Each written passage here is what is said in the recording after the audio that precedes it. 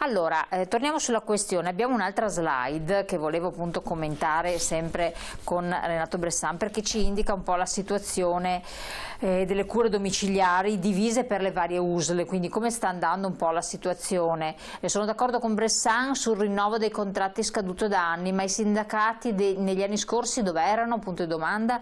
Questa difendere i lavoratori come sempre. Ecco, quindi erano attivi.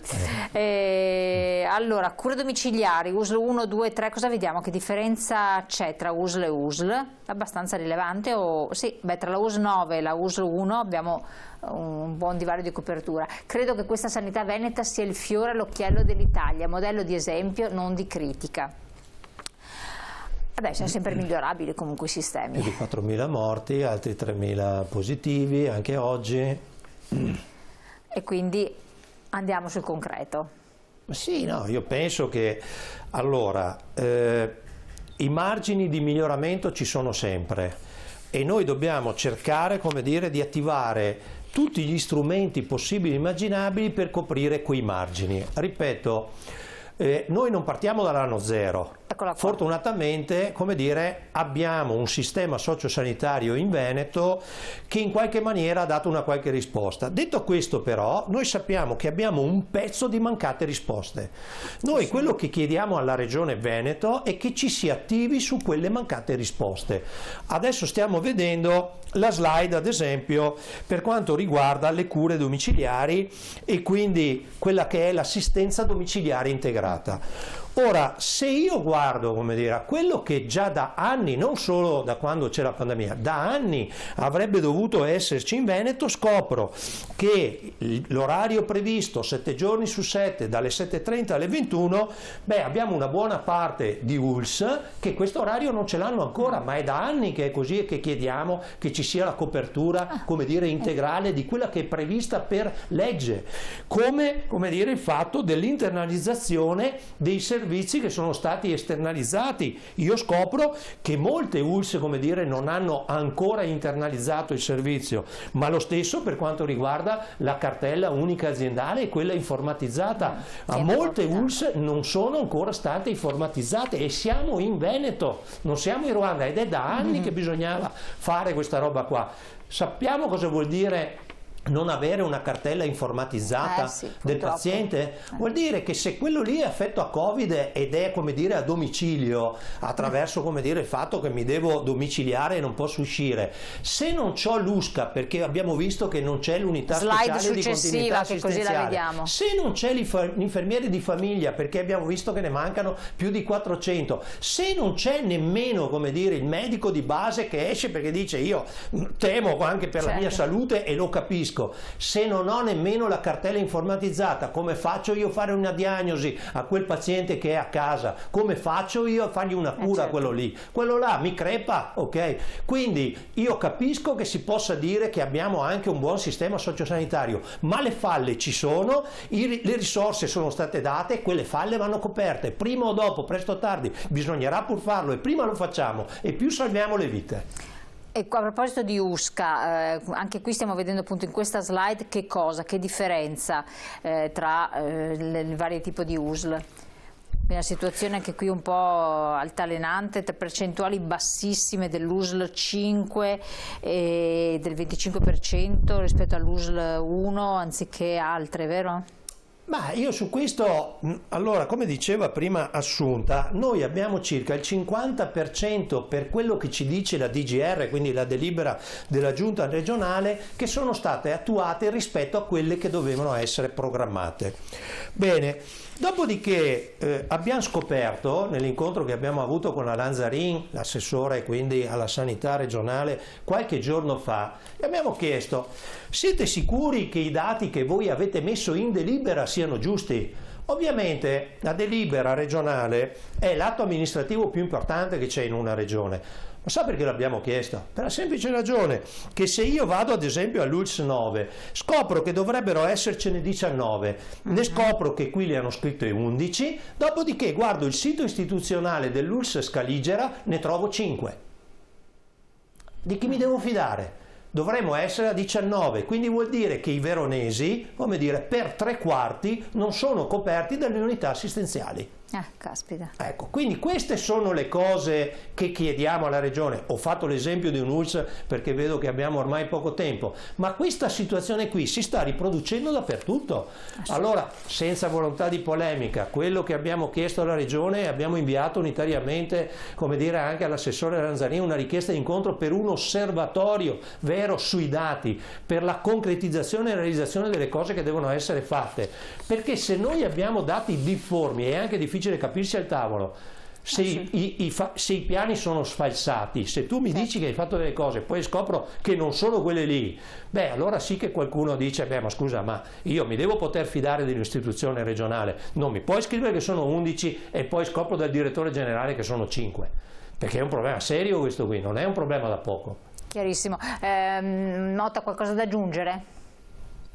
Io credo che ci siano delle priorità, che ci dobbiamo dare delle priorità, e tra le priorità credo che il ripianamento delle dotazioni organiche sia una delle cose fondamentali da fare, oltre al fatto che il distretto sanitario, proprio per l'attivazione delle USCA, debba diventare una struttura forte, decentrata, per poter assistere quelle persone che non hanno bisogno del ricovero ospedaliero e di intasare gli ospedali e possono essere assistiti a casa. Queste credo che siano le due priorità sulle quali non possiamo che spingere in maniera forte la Regione, invitare la Regione a fare una riflessione e un'attuazione immediata. Assolutamente. Chiedono messi in onda della quarta slide, l'ultima, perché anche questa è abbastanza emblematica e molto chiara. Infermiere di famiglia o di comunità, e qui vediamo i diversi distretti, le aziende indicate e il totale del fabbisogno infermieri, e ce n'è abbastanza di bisogno, no?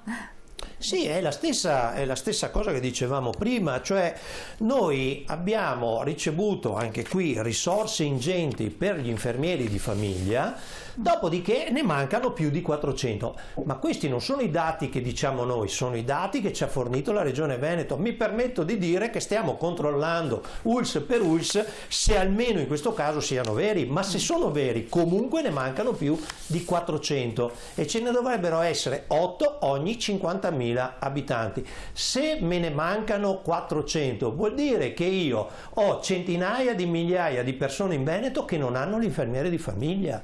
Ma qui il problema alla fine torna sempre tutto alle persone, mancanza di personale.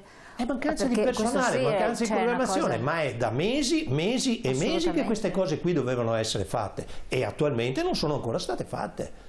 Avete sempre fatto domande, interpellato la Regione a riguardo? Certo, abbiamo avuto l'incontro qualche giorno fa con l'assessore, gli abbiamo chiesto di darci conto di queste cose e la risposta, se è in questo momento abbiamo altre emergenze, che cosa c'è di più di emergenza di questa roba qua? Se non ho il personale, se non ho le strutture, se non faccio quelle cose che già dovevo aver fatto anni fa, non è che ho bisogno di personale, come dire, per quanto riguarda la centrale operativa territoriale o per quanto riguarda l'AD informatizzata, non è che ho bisogno di personale, quelle robe lì lo avevo già fatto anni fa. Se ti sto chiedendo per favore sistema questa roba che ne ho assolutamente necessità, la devi sistemare.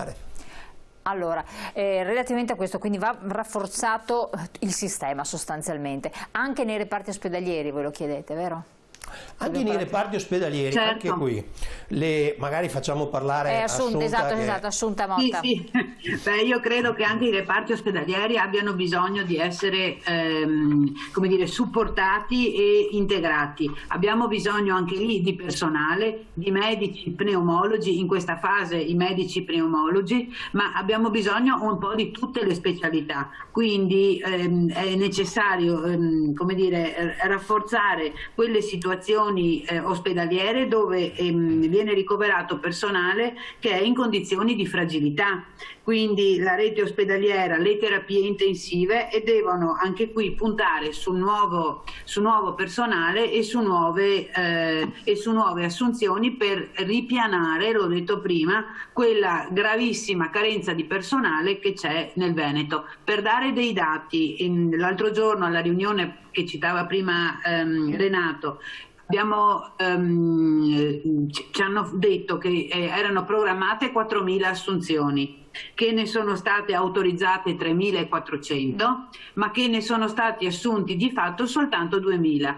o perché non sono reperibili sul mercato o perché il personale ha scelto destinazioni diverse, fatto sta che siamo almeno al 50% di quello che è il fabbisogno, e questa è una situazione gravissima sia per la rete ospedaliera che per la rete territoriale.